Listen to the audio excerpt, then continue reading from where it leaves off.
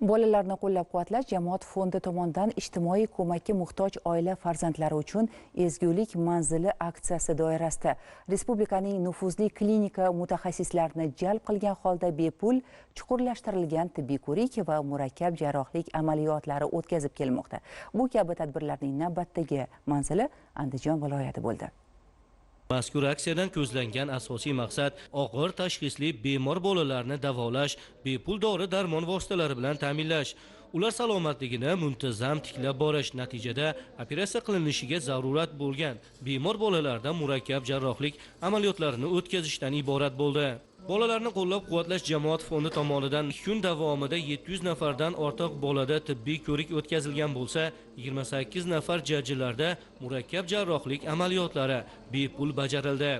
Bu aksiyaga Toshkent pediatriya tibbiyot instituti klinikasining tajribali mutaxassislari jalb etilgan. Uzoq joylarga borib, shuni operatsiya qildirishdi, o'rniga mana o'zimizga kelib qopti. Yaxshi mutaxassislar. Hozir operatsiya qilindi bolam. Oyog'ida ortopedik nuqsoni bor edi, nevaram. Bepulga qilindi.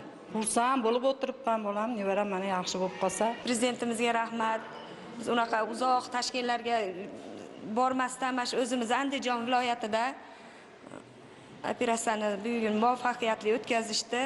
Bolam yaxshi, operatsiyadan chiroyli chiqdi, o'ziga keldi.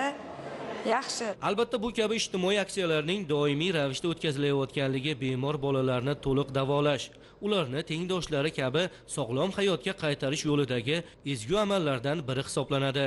Aksiya 19-sentyabrga qadar davom etadi. Siz Fakt 24 informatsion dasturi bilan tanishdingiz. O'zbekiston 24 telekanalidan yiroqlashmang deymiz. Salomat bo'ling.